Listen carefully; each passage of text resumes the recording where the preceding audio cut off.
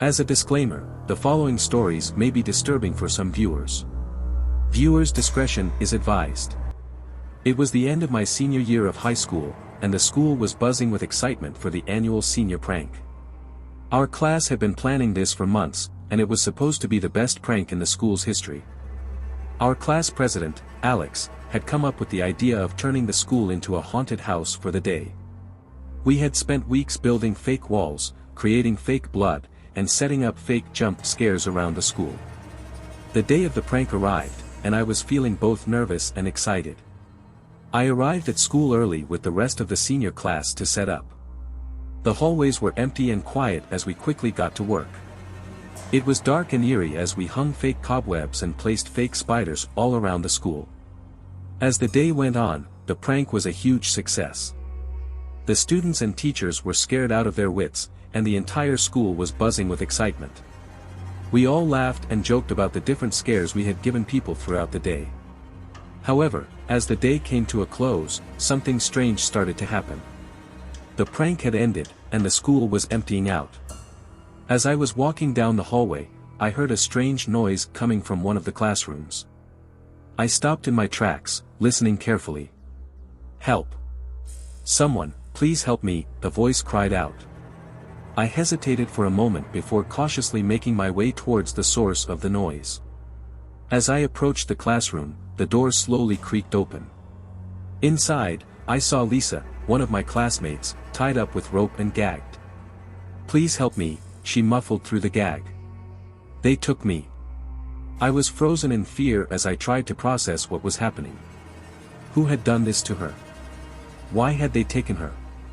I quickly untied her and helped her out of the classroom. "Who did this to you?"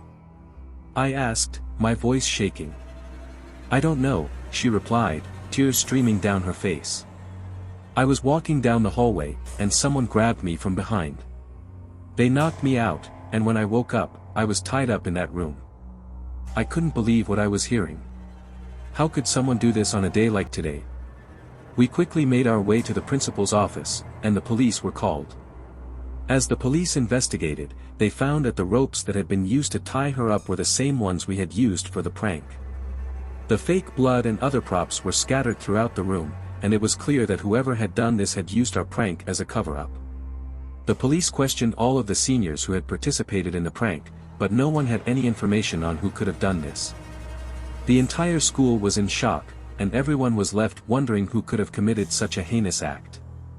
After the incident, the atmosphere in the school changed drastically. The once lively hallways became quieter, and everyone was on edge.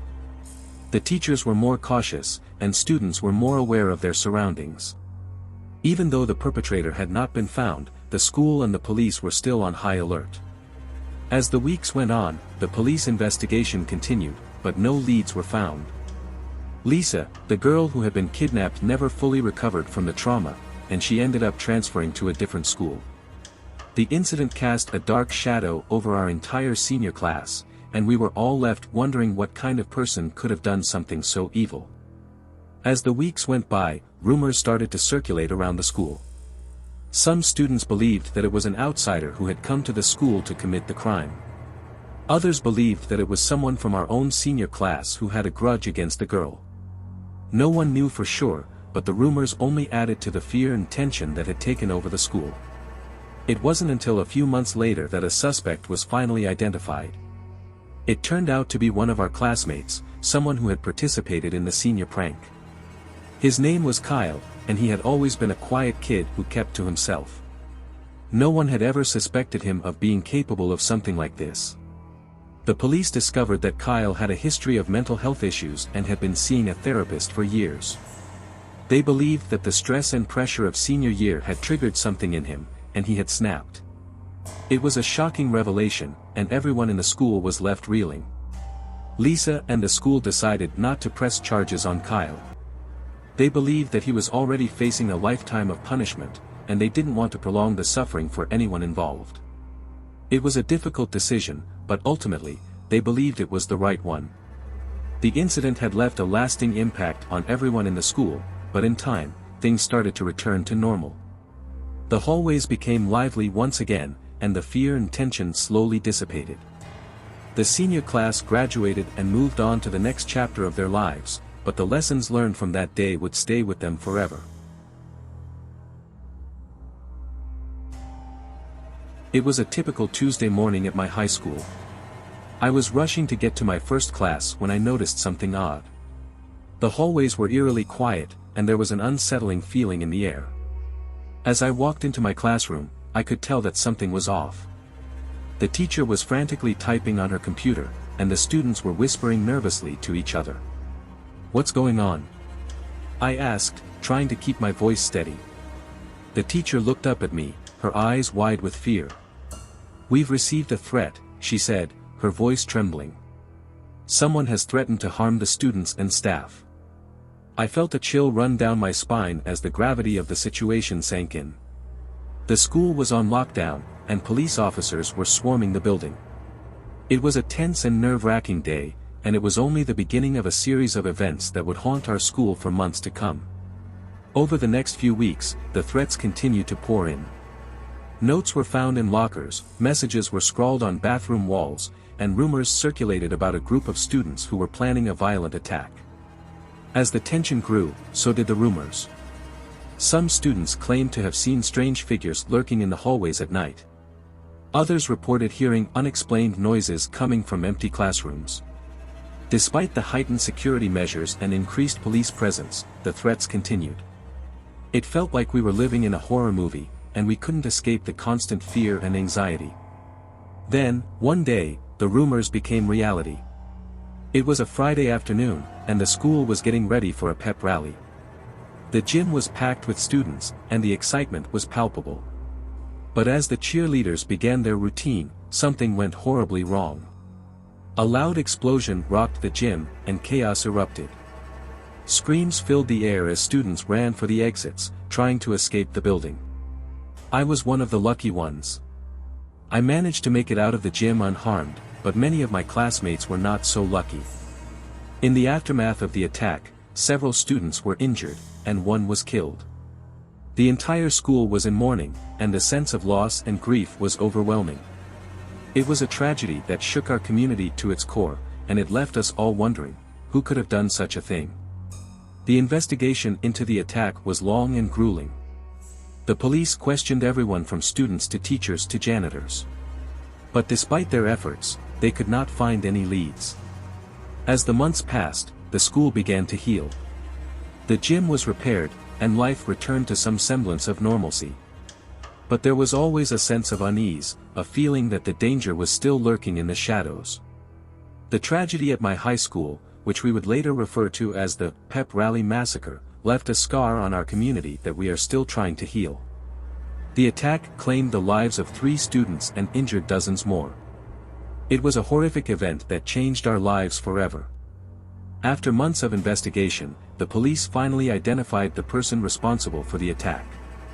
It was a former student, Jacob, who had been expelled from the school the year before for a string of violent outbursts. He had held a grudge against the school and had planned the attack as revenge. Jacob was arrested and charged with multiple counts of murder and attempted murder.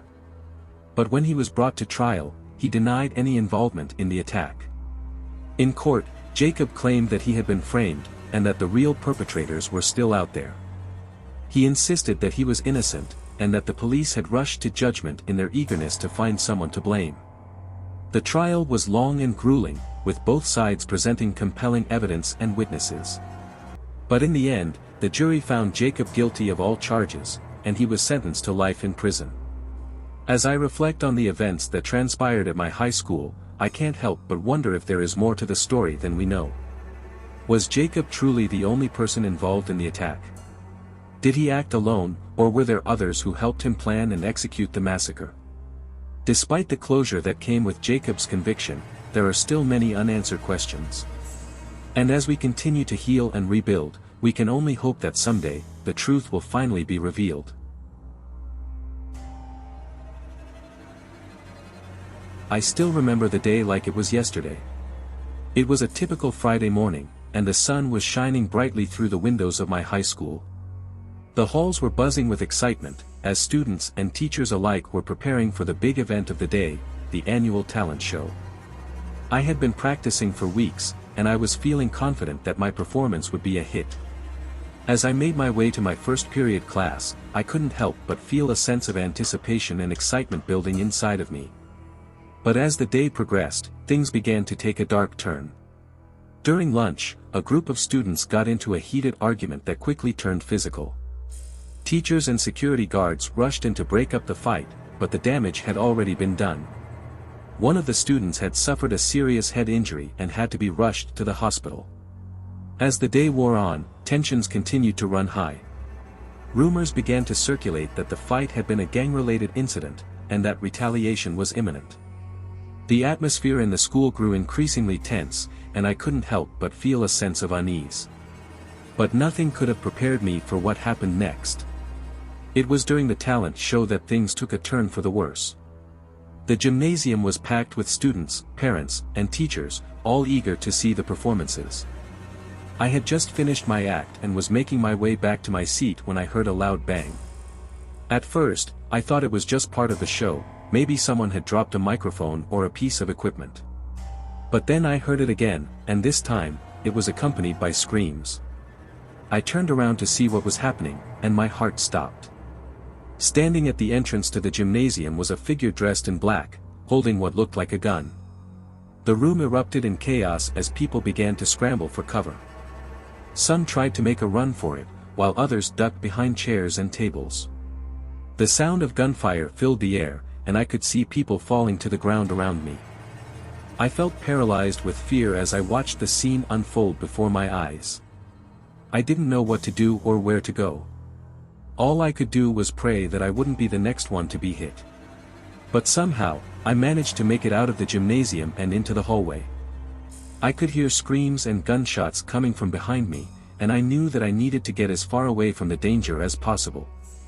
I ran down the hallway, my heart pounding in my chest, until I reached the main entrance to the school.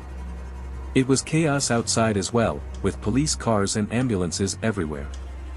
I stumbled into the arms of a police officer, and he led me to safety. In the end, 3 students lost their lives that day, and many others were injured. The perpetrator was eventually caught and brought to justice, but the scars of that day still linger in our community. In the days and weeks that followed the tragedy, the media was abuzz with speculation about the shooter and their motives. As it turned out, the shooter was a former student of our school who had been expelled for his involvement in a gang. His name was Kevin, and he had apparently been seeking revenge against a rival gang that he believed was responsible for the death of his brother. He had planned the shooting for months, carefully selecting the date and time to cause the most damage. As the details of Kevin's plan emerged, our community was left reeling. How could someone so young and seemingly full of promise resort to such a violent act?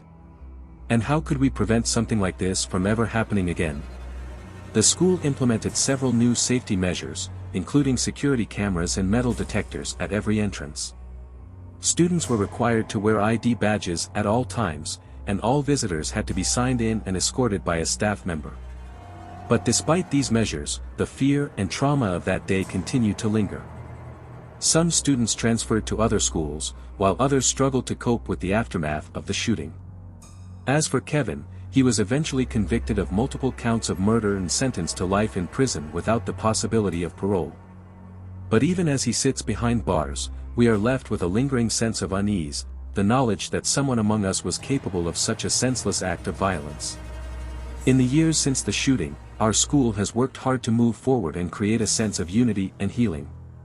But the scars of that day will always remain, a painful reminder of the fragility of life and the importance of staying vigilant in the face of violence and tragedy.